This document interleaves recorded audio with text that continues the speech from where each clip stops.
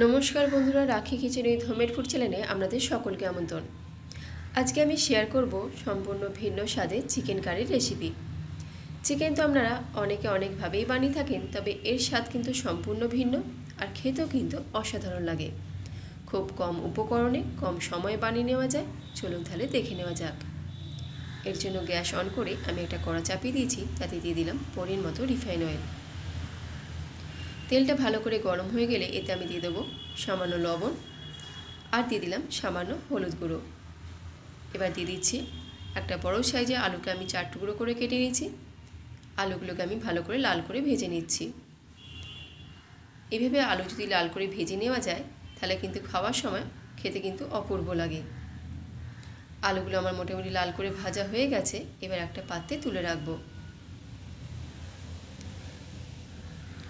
এবার ওই তেলে দিয়ে দিলাম আগে থেকে পরিষ্কার করে রাখা চিকেনের টুকরোগুলো। এই রান্নার এটাই বিশেষত্ব, চিকেনগুলো আগে থেকে ভেজে নিতে হবে, তারপর এটাকে ম্যারিনেট করে নিতে হবে। সামান্য লবণ দিয়ে আমি মিনিট 2 চিকেনটাকে ভালো করে ভেজে নিচ্ছি। চিকেনটা আমার মোটামুটি ভাজা হয়ে গেছে। এবার একটা পাত্রে তুলে রাখবো।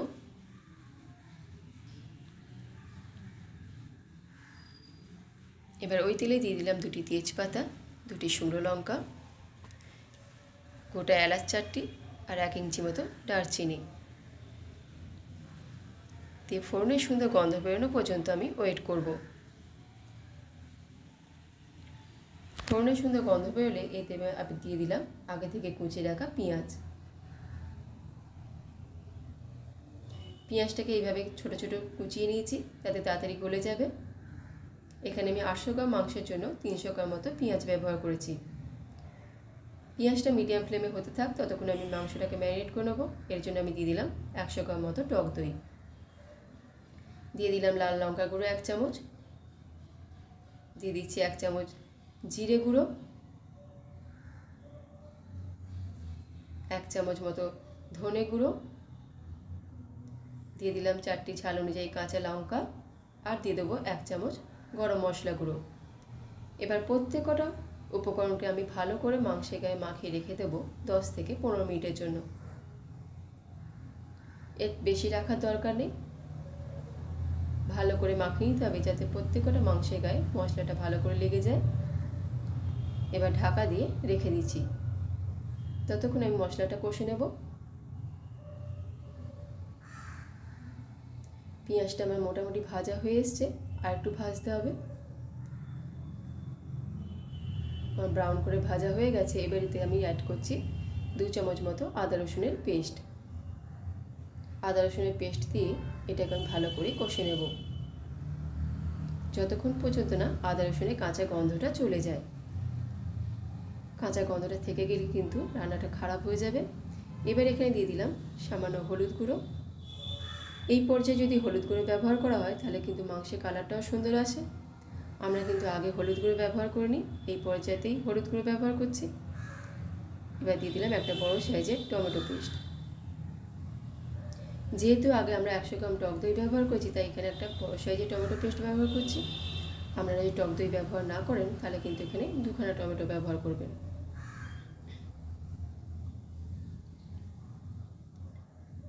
এবার দিয়ে দেবো ম্যারিনেট করে রাখা মাংসটা। এইভাবে যদি টক দই ব্যবহার করা যায় তাহলে কিন্তু মাংসটা খুব তাড়াতাড়ি কুক হয়ে যাবে আর খেতেও কিন্তু অসাধারণ লাগবে।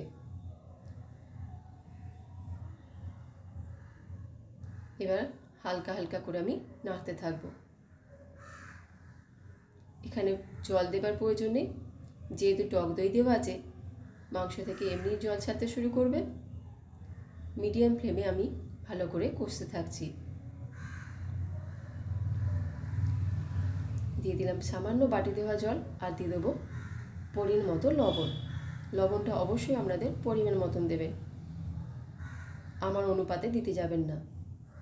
দিয়ে দিলাম কাশ্মীরি লঙ্কা গুঁড়ো 1 চামচ, দিয়ে আবারও ভালো করে কষে নিচ্ছি। এখানে অল্প বাটি ধোয়ার জল দেবেন, বেশি দেওয়ার দরকার নেই, একদম অল্প,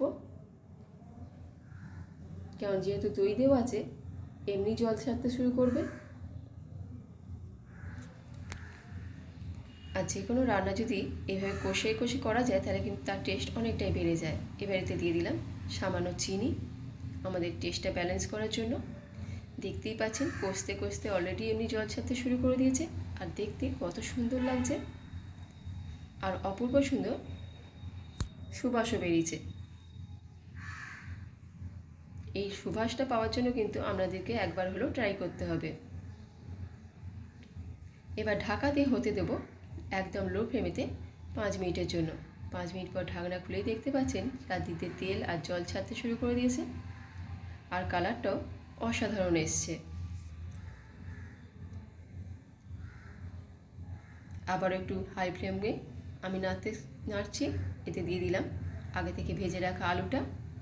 আলুটা আগে থেকে দেবেন না, যেহেতু লাল করে ভাজা হয়েছে আলুটা এই পর্যায়ে দিতে হবে, নইলে বেশি করে গলে যাবে। দিয়ে ভালো করে কষে নেব আরও কিছুক্ষণের জন্য। মিনিট 2 কষার পর আবারও ঢাকনা দিয়ে হতে দেব লো ফ্লেমেতে 5 মিনিটের জন্য।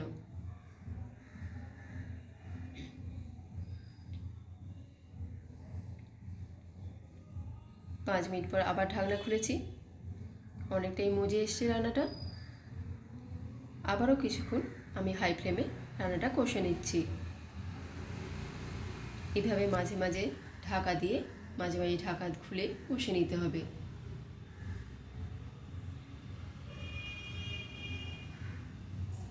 আলুটা আমার মোটামুটি হয়ে এসছে। এবার আমি এতে অ্যাড করে দেবো পরিমাণ মতো গরম জল। গরম জল দিয়ে আমি লাস্টবারের মতো ফুটিয়ে নিচ্ছি।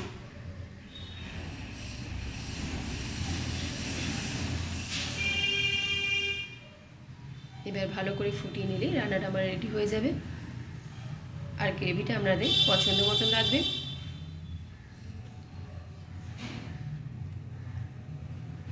আমার ভালো করে ফোটানো হয়ে গেছে। এবার উপর থেকে দিয়ে দেবো সামান্য ধনেপাতা কুচি। ধনেপাতা কুচি দিয়ে গ্যাসটা অফ করে ঢাকনা দিয়ে আরও 2 মিনিটের জন্য আমি রেখে দেবো।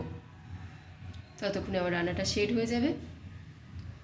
আমার অনুরোধ রইল আপনারাও বাড়িতে একবার হলেও এইভাবে বানিয়ে খান, আর আমাকে অবশ্যই জানান কেমন লেগেছে।